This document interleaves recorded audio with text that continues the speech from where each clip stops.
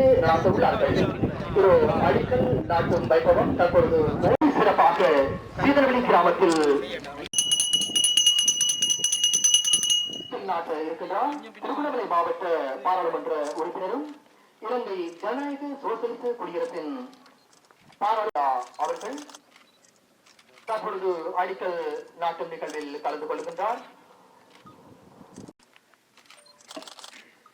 அதனைத் தொடர்ந்து அடிக்கல் நாட்டி வைக்கின்றார் கிழக்கு மாகாண முதலமைச்சர் கௌரவ ஹாபிஸ்.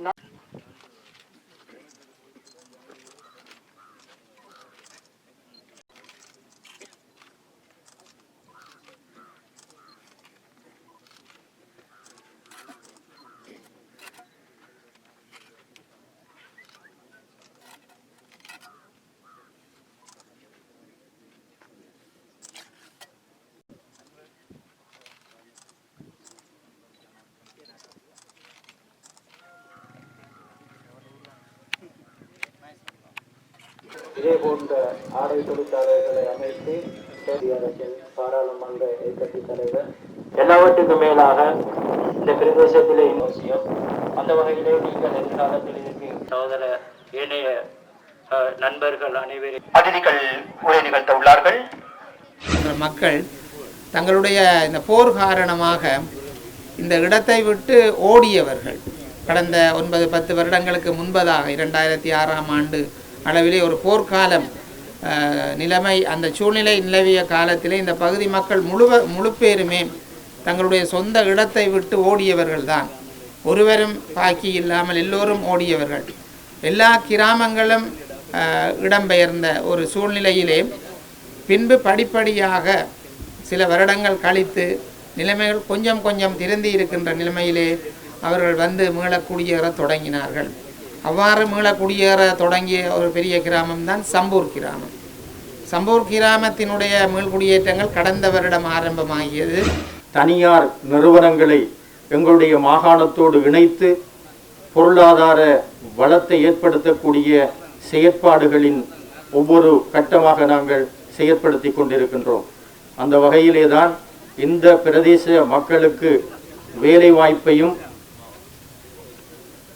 அவர்களுக்கு பொருளாதார வளத்தையும் ஏற்படுத்தக்கூடியதான இந்த ஆடை தொழிற்சாலைக்கான அடிக்கல் இங்கு நாட்டி வைக்கப்பட்டிருக்கிறது.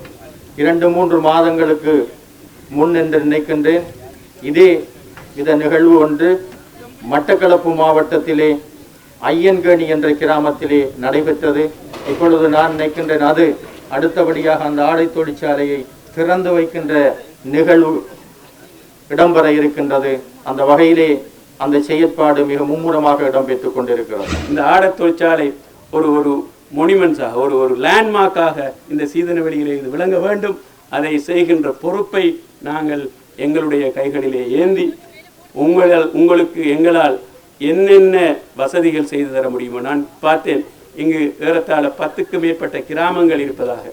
அதில் உள்ள அத்தனை பாறைகளும் போடப்படும். இந்த தொழிற்சாலை முடிவடைகின்ற போது இந்த பாறைகள் அத்தனையும் போடப்பட்டு ஒவ்வொரு ஊருக்கும் பஸ்கள் சென்று வருகின்ற ஏற்பாட்டை நாங்கள் நிச்சயமாக செய்து தருவோம் என்று கூறி உங்களுக்கு இவற்றை இலகுவாக செய்து தருவது மாத்திரமல்ல, இதில் எங்களால் எந்த அளவு இவற்றை ஒரு சிறப்பான முறையிலே செய்து முடித்து உங்களுடைய தேவைகளை பூர்த்தி செய்கின்ற எங்களுடைய மக்களுடைய வாழ்வாதாரங்களை உயர்த்துகின்ற நடவடிக்கைக்கு எங்களாலான முயற்சிகளை நாங்கள் எடுப்போம் என்ற வாக்குறுதியை அளித்து நாட்டில் வாழ்கின்ற மக்கள் அச்சமில்லாமல் தங்களுடைய வாழ்க்கையை நடத்தக்கூடிய ஒரு நிலைமை உருவாகியிருக்கின்றது. பாரிய மாற்றங்கள் ஏற்பட்டிருக்கின்றன. இன்னும் பல விடயங்கள் நடைபெற இருக்கின்றன. குடிபெயர்ந்த மக்கள் இன்னும் மீள்குடியேற்றப்படவில்லை. எல்லா இடங்களிலும் மக்களுடைய காணிகள் மக்களுக்கு திருப்பி கொடுக்கப்படவில்லை. அது விரைவில் நடைபெற வேண்டும். மக்களுக்கு உரிய புனர்வாழ்வு, தொழில் வாய்ப்பு, வீட்டு வசதி, இவ்விதமான பல கர்மங்கள் நிறைவேற்றப்படவில்லை. அவை விரைவில் நடைபெற வேண்டும். மக்கள் தலைநிமிர்ந்து வாழக்கூடிய ஒரு நிலைமை ஏற்பட வேண்டும். இவை காலப்போக்கில் தாமதமில்லாமல் விரைவில் இடம்பெற வேண்டும். அதே நேரம் புதிய ஜனாதிபதியும் புதிய பிரதமரும் புதிய அரசாங்கமும் சில திட்டங்களை வகுத்து வருகின்றார்கள். நாடு பூராக அந்த திட்டங்கள் அமல்படுத்தப்படும். சில திட்டங்கள் விசேஷமாக வடகிழக்கில் அமல்படுத்தப்படும். யுத்த காலத்தில் பலவிதமான அழிவுகளை எதிர்நோக்கி இருக்கின்றார்கள். எல்லா மக்களும் அழிவுகளை எதிர்நோக்கிறார்கள். தமிழ் மக்கள், முஸ்லிம் மக்கள், சிங்கள மக்கள், எல்லா மக்களும் பலவிதமான அழிவுகளை எதிர்நோக்கிறார்கள். ஆனால் முக்கியமாக அந்த அழிவுகளை தாங்கிய மக்கள் தமிழ் மக்கள். அதற்குரிய பரிகாரம் அந்த மக்களுக்கு வழங்கப்பட வேண்டும். அந்த மக்கள் அந்த பாரிய அழிவுகளை, இழப்புகளை எதிர்நோக்க வேண்டிய முக்கியமான காரணம் என்னவென்றால், அவர்கள்தான் இந்த நாட்டில் ஆட்சி முறை மாற்றப்பட வேண்டும், ஆட்சி அதிகாரங்கள் பகிர்ந்தளிக்கப்பட வேண்டும், மக்களுடைய இறமை மதிக்கப்பட வேண்டும். மக்களுடைய இறமையின் அடிப்படையில் வெவ்வேறு பிராந்தியங்களில் வாழ்கின்ற மக்களுக்கு வெவ்வேறு ஆட்சி ஒழுங்குகள் செய்யப்பட வேண்டும். இன ரீதியாக உள்ள வேற்றுமைகள் அங்கீகரிக்கப்பட வேண்டும்.